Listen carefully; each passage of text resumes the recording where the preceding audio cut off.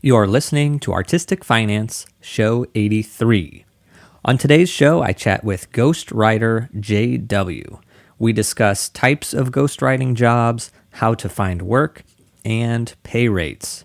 A few things jumped out to me. One is that ghostwriting can encompass any type of work. So I think of it for writing, but any work that someone does that gets attributed to someone else is ghost work. The other thing I learned was that writing Google and Yelp reviews can get you goods, services, and even a paycheck. I hope you also learned something in this episode. Please remember our optional fee for listening, and that is to tell somebody about the show, which can be done if you're stuck at a red light. You roll down the window, compliment the person next to you, and then say, "Check out the Artistic Finance podcast." Then you drive away really quickly when the light turns green. You can also do it in line at the DMV. You say, "Does anybody object if I play Artistic Finance?" And of course, nobody will. And then you go ahead and play an episode at full volume. So however you want to tell somebody about the show is great. I'd suggest not doing it at a funeral, but you do you, and thank you in advance. So without further ado, let's get to the show.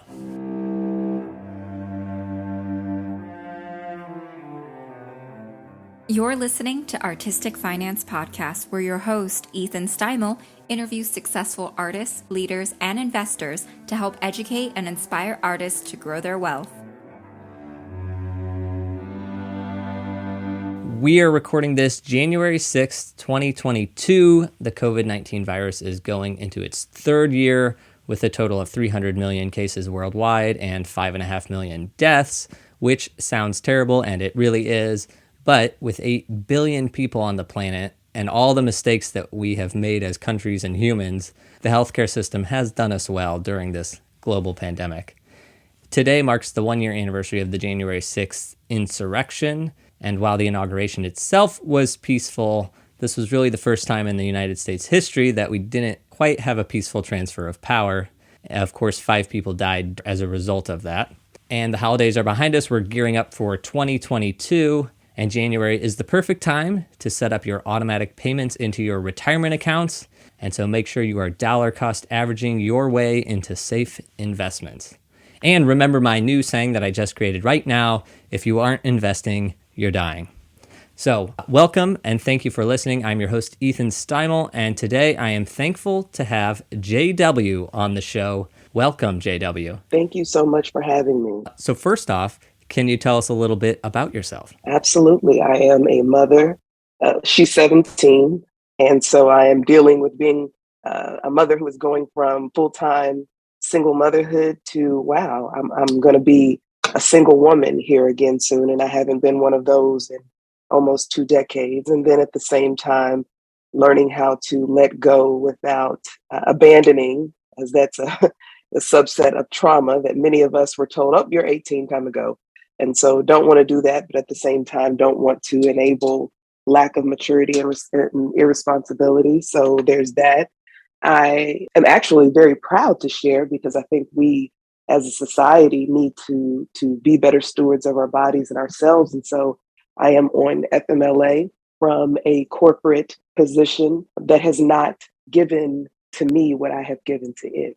After a year of trying to negotiate, have conversations around continuous improvement and the like, I decided to put me first. And so I'm in about week 5 or so, a first 8-week run. And one of the things that came from that, consultations with my primary care and other providers who have made it very clear that in the last year, they notice a substantial difference. So that in this time that I've been off, another thing that I've done is gotten back to writing quite a bit, doing those things that bring me joy, those things that I am able to do without condition if I want to. And if I want to put conditions on them, I'm able to do that too. So that is a little bit about me in a nutshell. Yeah. I think that's great. And then next question, can you describe your demographics? I am a female. I'm a woman. I'm a lady. A human, single. I am young enough to still make mistakes, old enough to learn from them, and wise enough to know the difference between when to accept mistakes as mistakes and when I need to learn from them. I am from and consider the DMV, the DC, Maryland, Virginia area home, and I am somewhere south of there right now. Okay, so now your creative and financial personality, what is a live event that you like to experience or a piece of art that you like? Actually, really weird for me. I love live music. No, I love live music, period. I also have pretty deep sensory and like issues that make it very difficult for me to enjoy it. I tend to work really hard to find live music events that put me more in intimate house of blues type settings, or sometimes, in the juke joints in the hood and the hills and the hollers where we get that pure community music, so that I'm not around a lot of people and so that that noise doesn't go over such a large space. Art, I have a body full of tattoos, and so I am my own favorite canvas. I use one artist exclusively, but I do have some I look forward to supporting as I transition to this new life as a single woman. But I am my favorite piece of art, and my art is extremely personal to me. I love that. Oh, I love that so much. All right, your financial personality, are you good or bad with money?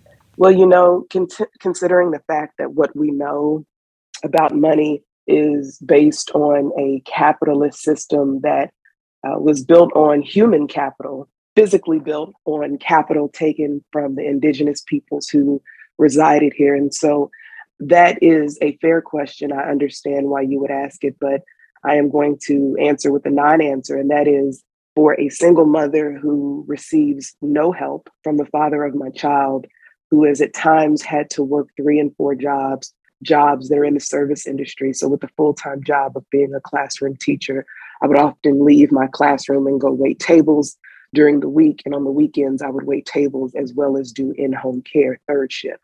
So as someone who has lived a life of pull yourself up by your bootstraps and only experience outcomes of dizziness, fatigue, nausea, and the like that come from being bent over trying to pull myself up by my bootstraps, I think I am fantastic with money by the capitalist standards that say that someone who works in the position that I work in for the type of company that I do, and who has held the titles, the names themselves that I have over the last 15 or so years, I am not. When you work in nonprofit like I have, and your title is director of this or project director, is some fancy title, but you're not netting more than 34, 5 a year, you're not grossing more than 42. It's kind of hard to be good with money. So that is my non-answer answer to that question. Yeah, I love it. And I mean, we've had so many artists on, and artists who don't necessarily have a lot of money, but to call them bad with money would be way wrong. Absolutely. That's purely subjective. And how many people are there who make $20,000, $30,000 a year that control budgets of $1 million?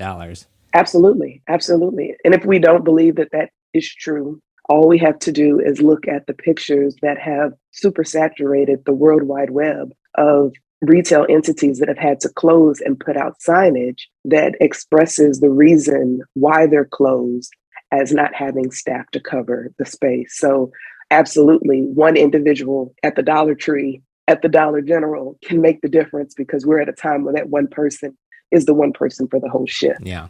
And a side note here that we met on LinkedIn. and I'm now kicked off LinkedIn. Momentarily, I assume, or not. I don't know. The funny thing is, the paradox of many social media sites and one of the woes of capitalism is that it's perfectly acceptable for LinkedIn to monopolize the talent that is on it, the people who generate traffic to the site. And if we accept that there's long been a tradition of people using pseudonyms, using pen names, using initials, we accept that, and we accept that it's something that people do professionally. Even if I were to, which I haven't decided whether or not I'm going to, a copy of my ID, which is what they're asking, it's going to show what I've been going by. And so who are you to question who I am? And so I have not decided whether or not I am going to play this game. But best believe if I choose to, you will know about it. Right. I didn't even realize that was the issue. It's one of the few issues. I often broach topics that make people uncomfortable, that trigger every bit of fragility, of guilt, of unpleasant things that they have to sit in. And that is the nature of my work in real life. It's the nature of my work in my virtual life. And I speak about those things, and I don't just speak about them from one perspective, but even if I did, that perspective would still be valid. And so people who don't like that have a tendency to troll my comments. And so I've had about 6 posts reported. And so each time I have disputed and been found in my favor that no, the post wasn't hate speech. And my whole thing is that if you're going to say that this is a forum where we're inclusive of all people, you have to be inclusive of people who do things that are non-traditional. And as you've alluded to, that does include artists, that does include people who are in work in spaces that aren't commonly accepted as warm and fuzzy. That does mean that we have to be inclusive of that quote unquote low wage worker who controls so much of this country's economy. And that has not been my experience on that platform. And so that is the reason. Those are the 2 of the top reasons that I have been kicked off. Amazing. Well, what struck me about your bio, and I'll link to it if it's available, so everyone can go read it because it's quite lengthy, but it's such a good read. So I just want to read parts of it just because I love it so much. She's an INFJ, so people often want her to talk and be the outgoing person her job roles force her to be. Those people get their feelings hurt almost all of the time because JW is easily exhausted by peopling, so avoids it as often as possible. I just love that. It also showed me that you're an introvert. That, let me tell you something. In all that I do, I strive to give people what they need in order to meet me where I am, because I do take great pride in meeting people where they are. Unless where they are is in a place of hate mongering and bigotry, then that's a conversation for a different day. I am one of those folks that, because I know that how I present and what people get as their first impression of me is often grossly misaligned with who I am, I want to nip that in the bud all of the time. And I'm surprised you haven't said anything about it, but people will say, how are you doing today? And I say, I'm well, thank you. How are you? And folks say, oh, you don't sound so well with that cold. No, I'm just a woman with a deep voice. That's it. That's it. And because I am capable of commanding a room of thousands, and I have, people think that, oh, she's so outgoing. She's, and then I always get this, you're so well spoken. I think about the use of filler speech, and you don't do that even when you're just speaking off the cuff, when you're freestyling. And so people think that I want to talk. No, I do it because I'm often in positions where I have to, and where it's a topic that I want to, and I want to have my voice in support or lack of support expressed in a given situation. And so I tell you what you need to know about me. I'm a private person, a person who feels. I'm an empath. So if I tell you all of those things and you still come at me a way that I don't like, then you get what you get. I love it. All right, and the last part of your bio I want to read, because that's why we're talking today. JW is a ghostwriter and published author. She has written for a number of online sites under an undisclosed pen name and provides business, personal, and academic writing services to those in need. What struck out to me was the ghostwriting, and that's what we're going to talk about today. And so first off, what is ghostwriting? Ghostwriting is one person or one entity performing writing services for another, with the writers or writers getting no credit or attention for what they have written. Why do you ghostwrite versus writing in your own name or your pen name? Because I get paid very well for it, and because it sometimes allows me to live in worlds that I wouldn't typically even go into. So an example of that is I write a lot of trashy romance. And that's, we all have a little freaky side. Yeah. However, that's just not a topic. I remember growing up, and what was her name? Jacqueline. It's just because I'm trying to recall it right now. But the novels back in the 70s and 80s, my mother had them all. And I've always had a deep appreciation, respect for, and love of reading and books. And so she never really policed me. When she would see me with her adult books, she would remind me that I was reading something I wasn't supposed to. And she would let me know what in a given book I wasn't supposed to read, what I should not go around talking about. And you know, I like that. That gave me a sense of power because I knew some things that, you know, about life that other people didn't know. That is one of the things that I love about ghostwriting. Then the other thing is, in many cases in my real life, I cover really heavy topics. I do anti-racism, diversity, equity, inclusion, justice, culture, continuous improvement in human resources spaces. When I am in the academic realm, I am in our country's most underserved schools. It's really hard to take me seriously if you know that I am also out here talking about, you know, 50 Shades of Gray type stuff, you know, so there's that element too. And then in some cases, I do recognize that some people just don't feel they have the capacity to have their own names associated with certain things. I came across one person, one of my clients, just flat out told me, I have a fear of success. And because I do meet people where they are, I do have a healthy respect for the anxiety that comes from the expectation to perform. So I've got one client who's brilliant, but just doesn't want people to expect that of him, her, or them all of the time. So those are the top reasons why I ghostwrite. If people are being honest, there are definitely some intersects that we will all give, and money is usually one of them. And then the love for writing, of course, that goes for me without saying. Yeah. And okay, so I love this trashy romance novel.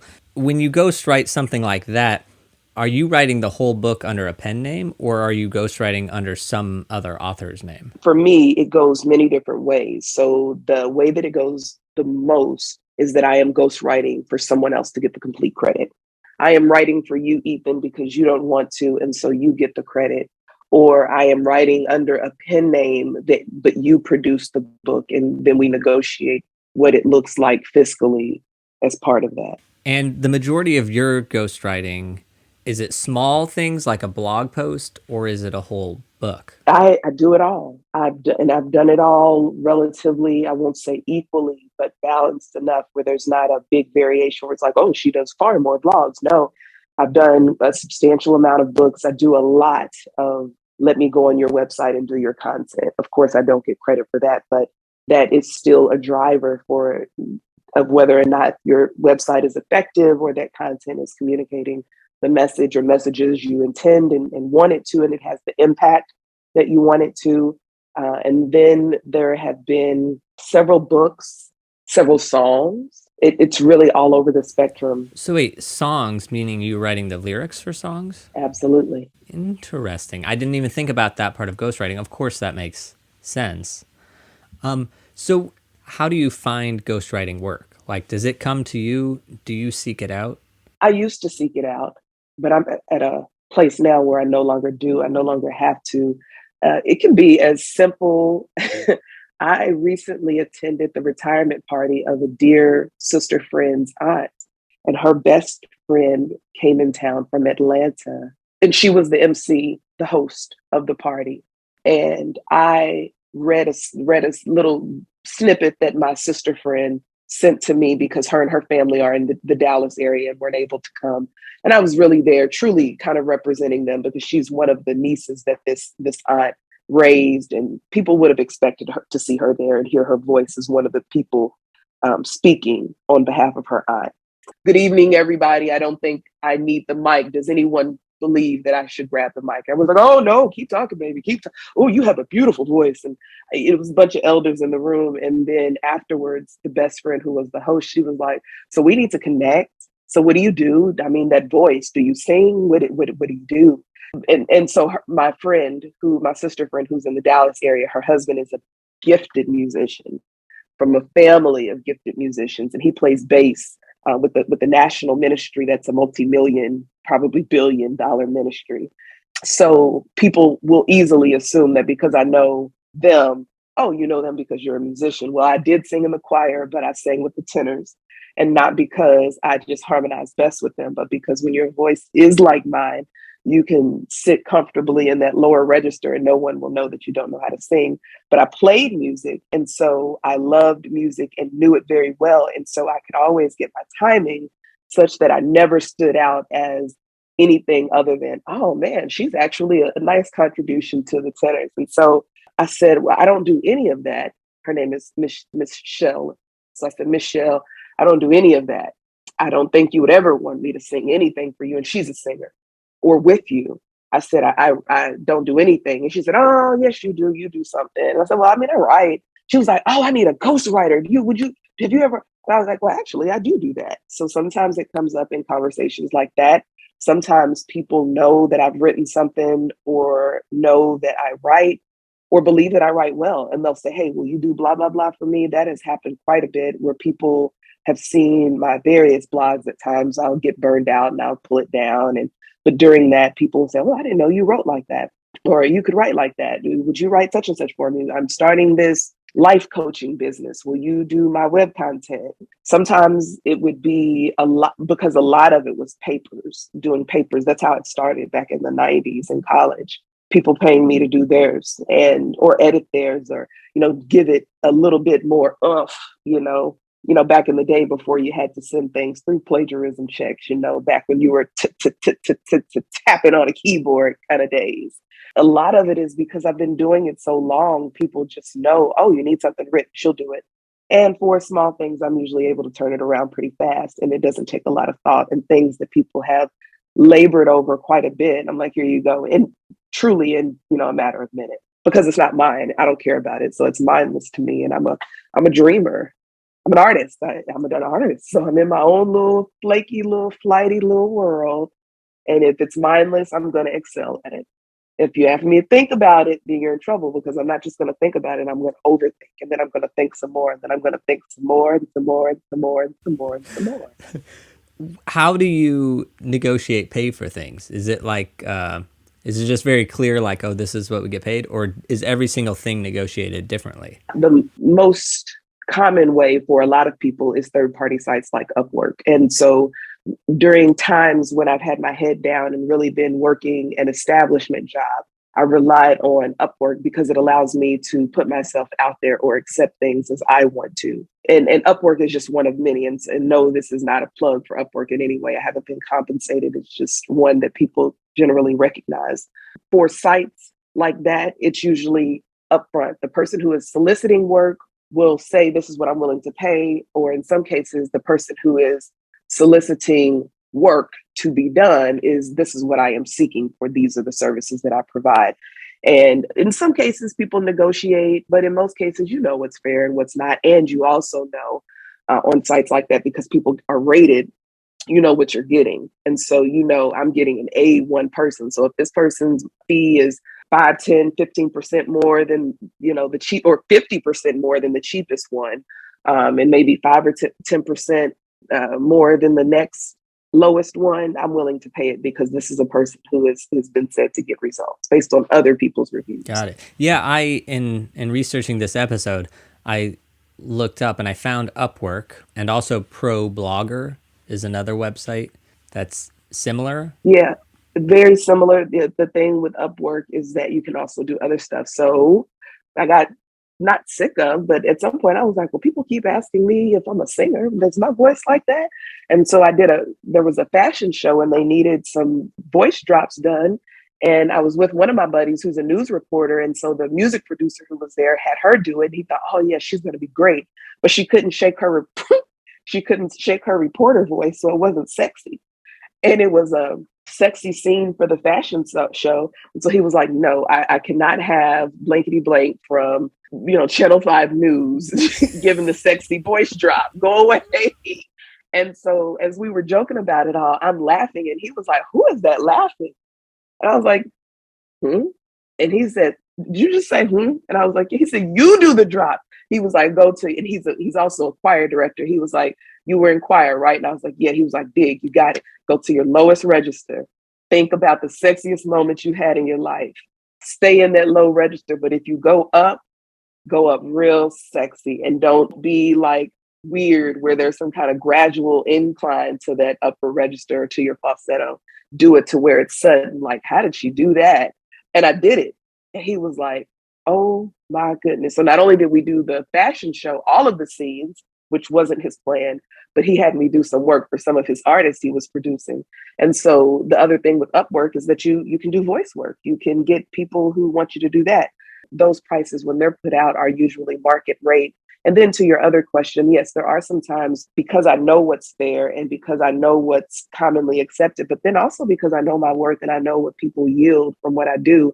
When people come to me privately, it's a private conversation and I'm always upfront. I give information as to where they are able to find market rate. I also give testimonies from other people that lets them know what they've had me do and what their results were from that. But I'm only speaking for myself. You will have some people who they change their prices and their format by the day of the week. Mine is standard because I just can't keep up with all that. I'm not, oh, this was last month was a good month, so I'll charge a little less this month. No, because any month can be a bad month in my world. Yeah. I also found an article on ptmoney.com, part-time money, to see what ghostwriters get paid. And of course it ranges. But what they said was starting on a website called textbroker.com. If you write there, you could get $8 for 500 words. And then it said another thing was $150 to $1,500 for a blog post. And then for books, it ranged from 10 cents to $1 per word, which $1 per word seems crazy high to me. Not if those words are good words, I'm telling you. But but how many words is a book? It really depends on what I'm writing. It depends on a number of factors. You'd be surprised. I mean, you think about, okay, let me just put this into perspective. And it is what it is. I'm not alone in this, but I once wrote for a political site. I once wrote for several political sites, and they are sites that take the news and just give it a real voice. All of it is accurate. All of it can be linked to legit sources, but it's just, instead of hearing it from Tom Brokaw, you're hearing it from J-Dub. That's the spin on it. Usually 1,200 words or less. Not quite clickbait, but a title that definitely, because the titles were accurate. So not clickbait, but definitely not written like this thing happened in Flint, Michigan with the water, or tornadoes in 3 states, to get people's attention. I once made in a month on that site $12,000. I was one of the lowest paid people. There were people who made in the 30 something thousand dollars in a month. This was around the president 45, the transition from 44 to 45, the 45 presidency. Those same people are still in that work, and they still make that kind of money. And so when you think about that, it's like, whoa. And then when you think about the fact that not many people, and I'm not one of those people, not many people still read traditional books. I need to have a book in my hand. Some people are all online. And so the way that we, classify what a book has changed. So sometimes just because it's on a mobile device, people read it a little bit more. So a book that would be in someone's hand that would be like, this isn't a book, this is more like a pamphlet. That's a book online. And if it's high hit, then that $1 a word was worth every penny. Yeah. For that $12,000 a month, was that on Upwork? No, that was a political writing site. I'll leave it at that. Did you apply to that site, or did somebody reach out to you and say, hey, can you write for this site? Someone reached out to me. So I was the supervisor of a domestic and intimate partner violence and sexual assault shelter that serves people who were experiencing homelessness as a result of, like I said, domestic or intimate partner violence or sexual assault. And then we also did heavy sex trafficking work. And I had a colleague, every time I would send an email, she would be like, damn, reading what you write is like reading something I love. And at the time, I didn't know that she was saying that as a writer herself. She's a gifted writer. She kept telling me, this was probably back in 2015, she kept telling me she needed to talk to me, but I had my head down climbing a hill. It was a very emotionally and mentally taxing job. And so everybody was coming at me with different ideas because they knew, because all of us had a hustle, and you can't work in shelters and not have a hustle because you don't get paid anything. Even as a member of leadership, I didn't. And so I was working too many jobs and doing too much to try to keep it together. So each time she would come to me, I'd be like, yeah. Well, then I got it in my head that I just couldn't do the shelter anymore. Like I was tired all the time. That trauma was just too much. I would go places and people would be like, "Hey, Miss J, you were my such and such's worker when her boyfriend killed her." And I'd be like, "Ugh, that is not what I want to be known for." I got it in my head that it was time to transition. And so I was like, "Hey, what was that opportunity you were talking about?" She was like, "Meet me at my mom's house on Sunday and I'll get you set up." I was like, "Oh Lord, what is going on here?" And then I got over there and she showed me what the site was. And I was like, "I read that." And she was like, "Well, I am blankety blank." And she told me her pen name. And I said, "Well, I use a pen name as well." And she was like, "I know. I've been looking for you. I've been, once I figured out that I was going to approach you, because Long Story Bearable was funded by the son of a very wealthy millionaire, the son of a retailer, this one particular site. So he had the money to pay to get the infrastructure to immediately get set up, to get, Google AdSense. He trusted the people he trusted to keep him low key, to also recruit people like me. And it was a little bit clandestine, a little bit. It was, all on the up and up. And because there was a certain amount of liability associated with it, because, we were coming up on that truly fake news, what's being put out, we're paying more attention to how politically charged it is. We really did have a strict set of expectations around how you're citing, what sources could be cited, how you reframed that information that you presented. So, and then he made a book out of it, the person who funded it. And so a book of very well-written political posts about specific things in American events in certain periods of time. So it's things that we kind of take for granted because we just don't think this technically about, but it's all more common than we imagine. Yeah. And I'm trying to get a pay range for you because you've never been a full-time ghostwriter, right? You've always had other jobs too? Always. So no, there's really no range because one, it's fickle. It's dependent on so many variables. I mean, I do know people who do it full time, but they hump for that. They grind for that.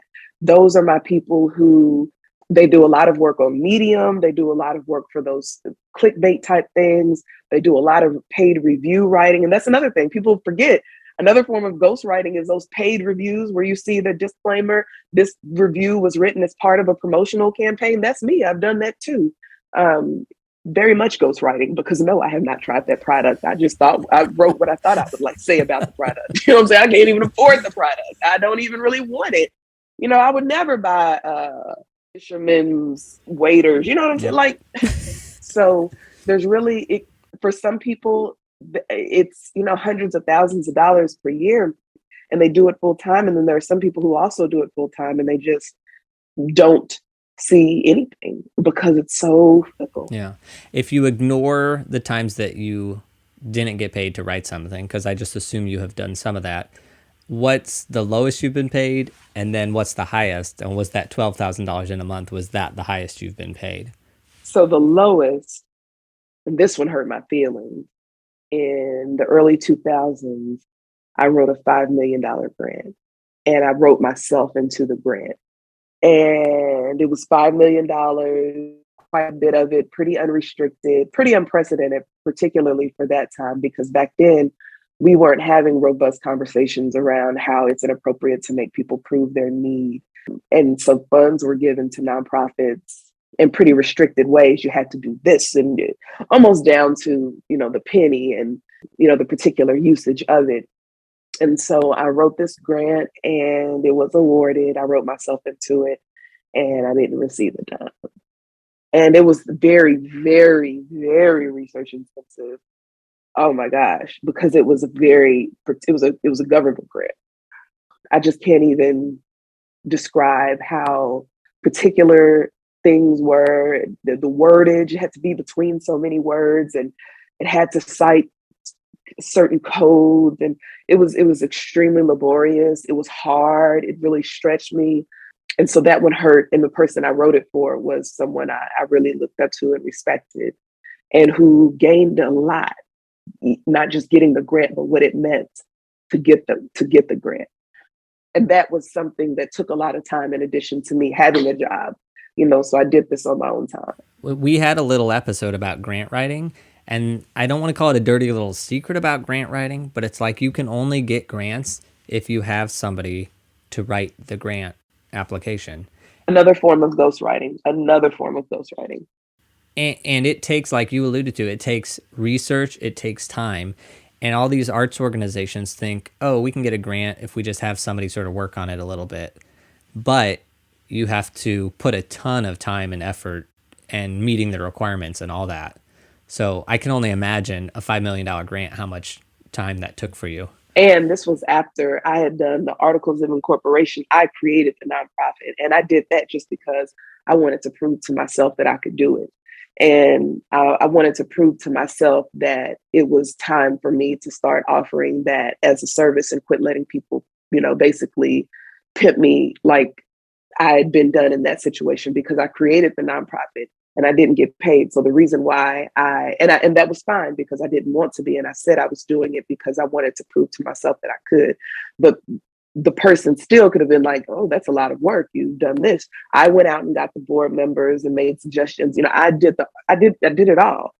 And so the person was never even like, oh my gosh, I know this is a very costly service. Let me just give this love donation or anything like that. And so the writing of myself into that $5 million grant was also like, let me get a little bit of my lick back, because you took advantage. I gave you an inch and you took a mile. And also a lot of things changed in the formation of the agency, the program or whatever, that weren't part of what we had initially discussed. I think it was a headache trying to get information from the people, from the organization.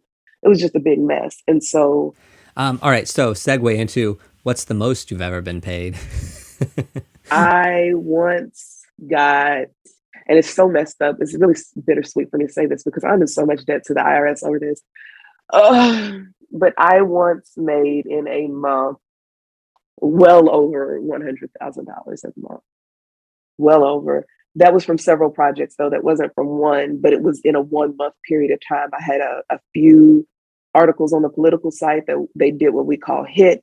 That means within the first 10 minutes, I got over 100,000. Once you do that, it's going to soar. And so that's like hitting the jackpot at the casino. So I had a few of those that just did very well. I had some reviews that were just killer, I guess. Oh, and that's the other thing, Google reviews. I get paid for Google reviews too. And not all of those are authentic reviews ever. Most of them are not. What am I doing? Why am I leaving a Google review and not getting paid for it? I need to re-examine my life. Because you got to do a whole lot. All right, wait, how can I write it? How can I write a Google review and get paid for it? JW, tell me. You write a whole lot of them, and then Google will reach out to you, and they'll start by giving you things. So the Google services. So the first thing that I got, which I never realized how much it would come in handy, the first thing that I got was extra storage. Oh my gosh, that is a gem. Extra Google storage. And then it was certain restaurants would invite, or businesses would invite me to come just so that I could leave a review. And then some of them would be sponsored, like those that you see that are, this is part of a sponsored product. Those were particularly done for stores and ordering sites. Oh my gosh. All right. So yeah, you just got to leave a lot. I leave them every once in a while, and Google sends me No, you got to. Oh my gosh. They send me updates, a lot of people have seen this, and I'm like, yeah, whatever. And I ignore them. They want you to keep doing it. Oh my gosh. Don't ignore it. All right, this is the most valuable piece of information I've just pulled from this interview. And it started out in some cases because maybe I had a really good experience and I just wanted everybody to know. And I would say a lot of endearing stuff, but even if I didn't have a good experience somewhere, I would always highlight something good, something that went well.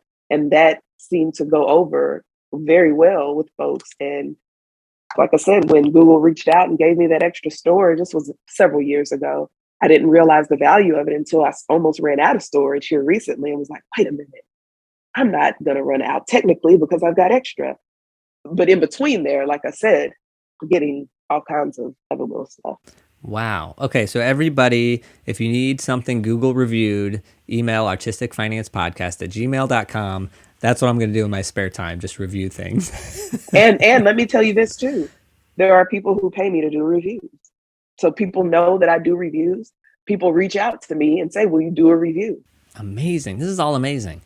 Okay, when you get paid, is this all 1099 income? Or do you ever get W-2 income where the taxes are already taken out? The 1099 situation got me so screwed because I had never seen that much money at one time. I cannot even lie. I didn't know what to do. They kept saying, well, we're going to send you this and we're going to send you that. And I didn't really know what to do with it. And I didn't know who to ask. And I thought I had a good tax person, but the tax person wasn't familiar with seeing that much extra income either. And so didn't give me the best advice, but I acknowledge, ultimately in all of this, it was on me to know better, to have researched it, to have asked other people, but I wasn't comfortable being vulnerable to the other writers to be like, hey, you do better than me financially. I saw that you got $54,000 last month. You know what I'm saying? I just love that you just took responsibility for knowing what the IRS wants out of us. Yeah, because at this point I owe so much over this period of time. So when the notice came, it was like, you're almost $15,000 in debt to the Uncle Sam, was like, fudge, because I knew when it said for the tax years, this and that, I was like, excuse my language, because I knew it. And so that's the other thing, people who want to engage in ghostwriting gotta, now I know what to do, and I'm just paying off that time of, ignorance is a choice in the age of information, and you pay for choices in life. And I get it, and I don't have to agree with it, or the fact that if I were a business, this would not be impacting me in this way. I would get certain graces. I could write it off. There would be a way for me to get it back. But ultimately, I did not do what I was supposed to do. And so I now make sure I'm super diligent about that. If it is a 1099 situation, I wait. Like, I don't file my taxes until the very last minute, because a lot of the 1099 situations are where people are like me. They're flighty, they're busy, they're tired. So they may not get that in to, get me my information on time. And then also have shifted to, I do a lot for donations now. And I am explicit when I say that, because if you're willing to donate, depending on how much I care about the cause, your $5 donation might be good enough. And so I can't be held accountable for donations. So that is, golly, that whole pay situation though. But again, if I had known then what I know now, I would have stuck more to like Upwork. And then when I did contract work in terms of grant writing and whatnot, I would have negotiated that differently to where I would have been a formal contract employee, not a third party contractor. So for Upwork, did they take out the taxes before they pay you? Yes. If you want them to. Of course, you can say you don't. It was advantageous for me to want them to. I'm one of the few people I know that likes the taxes taken out. Because people are like, 1099 work, you can expense and do this and do that. Oh my gosh, that's so wobulous. I'm like, no, take the taxes, take what I owe. Great, great, great. That makes it way better, so I don't have to pay a check at tax time. All right, so I've already taken a whole hour of your time, so I'm going to rapidly finish here because I don't want to keep you forever, because you've been so generous with your time. So it's just some action steps. If somebody wants to do some ghostwriting and they want to get paid for it, how would you suggest they start? Yelp, and because I talked specifically about Google, but I didn't even go into Yelp and how that was a springboard, because people came to know me. They came to know my reviews as trustworthy. And so businesses, I remember going to Tampa, Florida, and we had so much paid for because people wanted me to leave reviews. My car service was paid for by the company, several restaurant dinners. And the thing is, I was in Florida for the National Educators of America conference.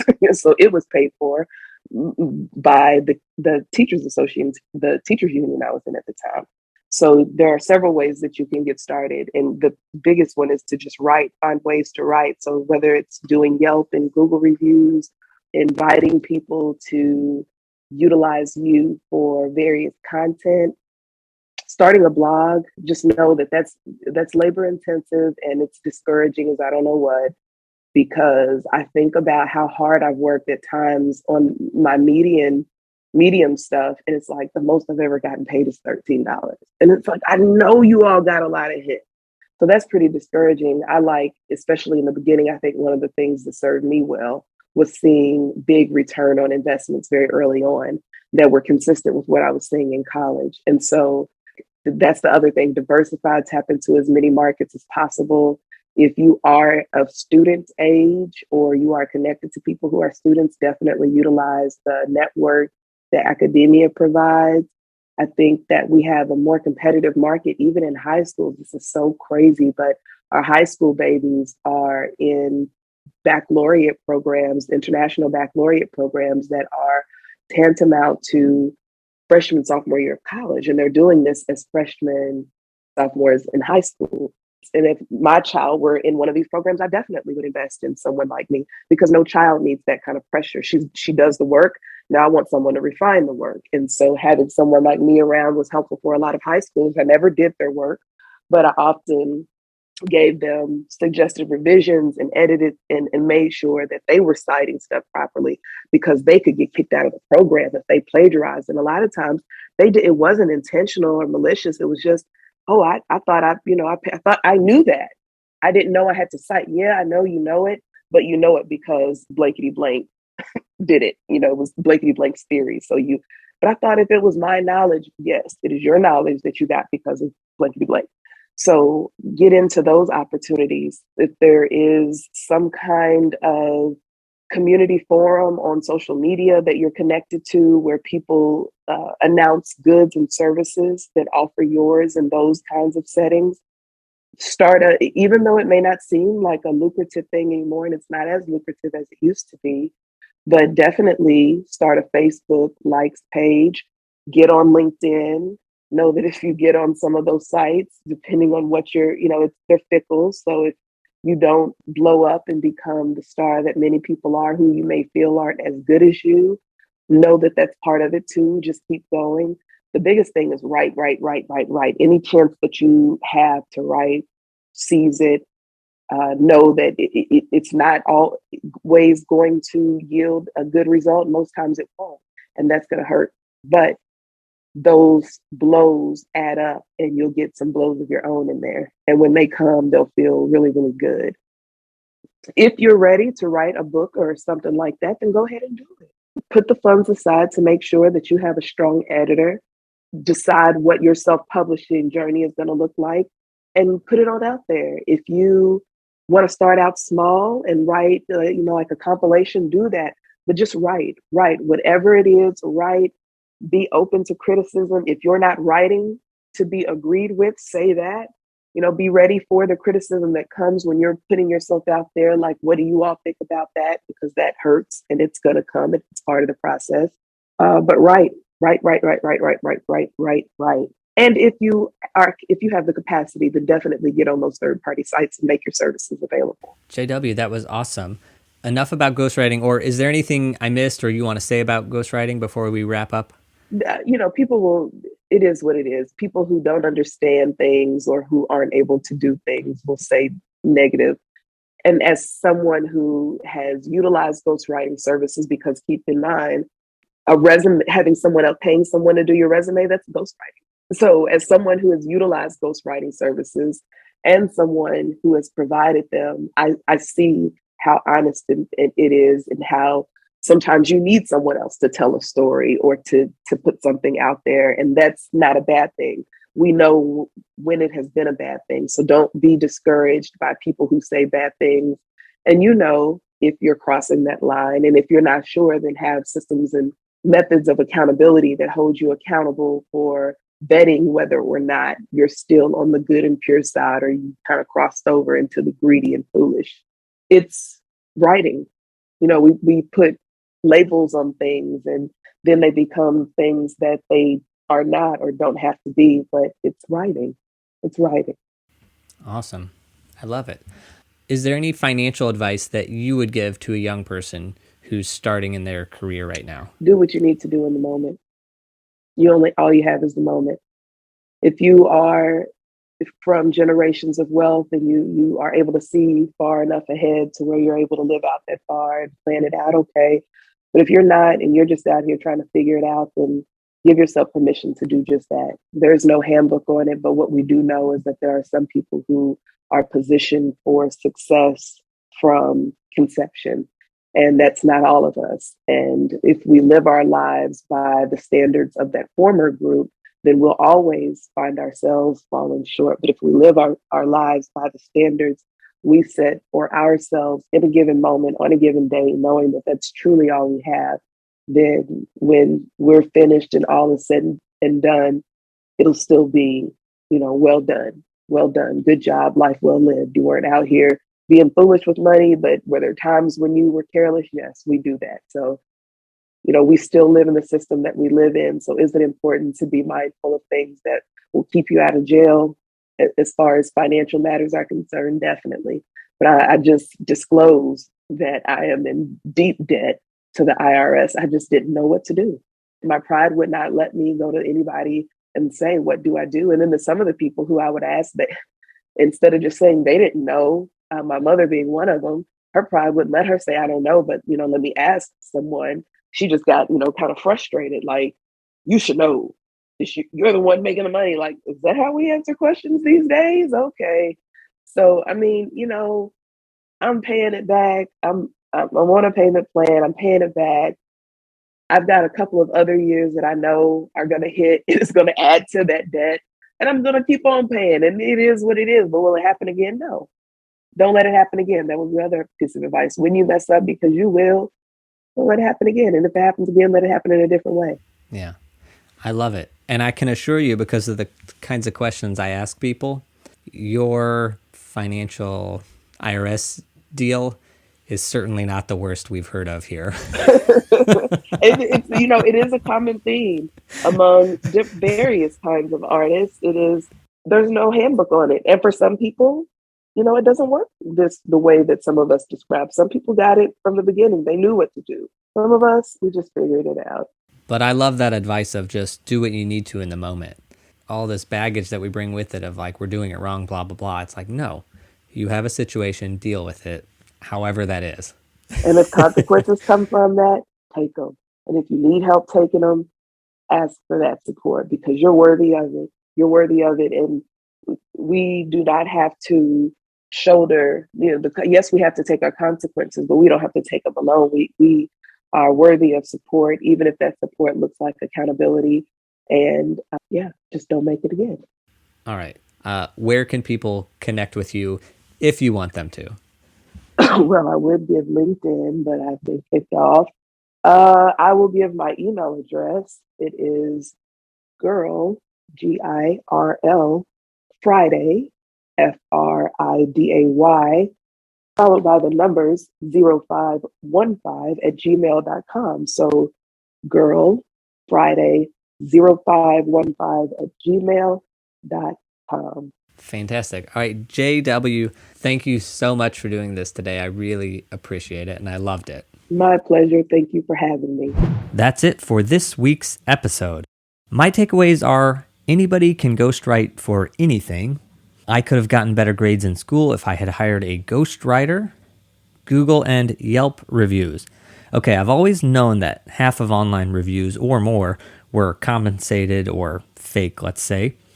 And I've seen business groups online where somebody launches a product and the group of several hundred people each buy that product and then leave a review so that the product gets shot into the bestseller ranking. And I've also seen that happen a lot with book sales where people will buy a bunch, leave reviews, and it gets to the bestseller ranking that way. I also knew that companies will provide their goods and services sometimes in exchange for a review. However, it never really dawned on me that I, Ethan Steimel, could be doing this. And finally, I checked out ProBlogger.com, and there are lots of people seeking writing assistance. So if you enjoy writing and you want to give it a go, I suggest browsing that site and see if there are any jobs that you could do. Side note, if you really want to practice writing, remember that Artistic Finance is always grateful for a rating and review on Apple Podcasts. Spotify lets you rate, but Apple also lets you review. So did you learn anything from today's interview? If so, let me know by commenting on LinkedIn. My profile is Ethan Steimel, and there's also a business page for Artistic Finance, or you can email me at artisticfinancepodcast@gmail.com. To my patrons, thank you for your support. And let me brag about how wonderful my patrons are. So last week, I sent out the budget of the Artistic Finance expenses and income for 2020, 2021, and a projected budget for 2022. And so this week, several patrons upped their contribution amounts. The total increase was $30 a month, which may not sound like a lot, but that's a 22% increase in our Patreon income. So I asked patrons why they increased their giving, and one of the reasons was, your budget looked really sad, which I love that answer, but I wanted to say that I put the budget out there to be transparent. I consider the fact that 24 people choose to support the show as a great accomplishment and a sign that these conversations are important and important to be made public. And while the budget might show my lack of business acumen, perhaps, remember that 25% of the Artistic Finance income we take and we give it to other creators. So currently you, the patrons, are supporting me, but also are supporting 14 other artists. 12 of them are on Patreon, 2 are on other platforms, and our support ranges from $1 a month to $25 a month. And I'm saying all this to explain that while we haven't broken even on the Artistic Finance expenses, when you look at our budget, that is a conscious choice to be supportive of other artists as we scale. Now, if you like this content and you want to support the show, pledge amounts start at $3 a month. You can cancel anytime, and you get early access to episodes and the outtakes from the shows. Join up at patreon.com/artisticfinance. If you're not a patron, but you're curious about the budget, I'm going to make those publicly available on Patreon. So you can view those at patreon.com/artisticfinance, whether you're a patron or not. That's it for this week's episode. I'm now just shooting the breeze with you, the super listeners who are still here. So last night, I watched Behind the Curve, a 2018 documentary about people who believe that the Earth is flat. Now, I've been avoiding this because I thought it would make fun of flat earthers, and making fun of anyone is not my favorite form of entertainment. My whole life, anytime I see people making fun of others, even if the others have viewpoints separate from mine, it gives me a sinking feeling in my gut. But the movie was quite tasteful. There was a couple funny moments, but they were done in total fun. And if anything, the viewpoint was mostly from the flat earther perspective. And while I don't believe that the world is flat, given that I've worked with light my whole life and the properties of light don't fit into the flat earth model, but I could be friends with all these flat earthers. What I saw was a bunch of fun people that really are just bucking the norm a bit. What I saw could easily have been a group of artists or theater people who the world views as artistes or a little bit off, but in reality are just humans surrounding themselves with like-minded humans. To any flat earthers listening, I love you, I appreciate you. I don't agree with you on the flat earth idea. Nonetheless, you rock. So again, that's Behind the Curve, available on Netflix. No reason to recommend it other than I just enjoyed it, and it wasn't quite what I expected. You may not think it has anything to do with art or finance, but it definitely has something to do with finance, and they show someone that builds globes of the flat earth. Wait, that doesn't sound right. That builds models of the flat earth, which to me is beautiful art and super cool. If you have some time, check out that show. That's it for today. One last thank you to you wonderful patrons. Next week, we're going to cover Dave Ramsey's model for saving money. Until next week, break a leg.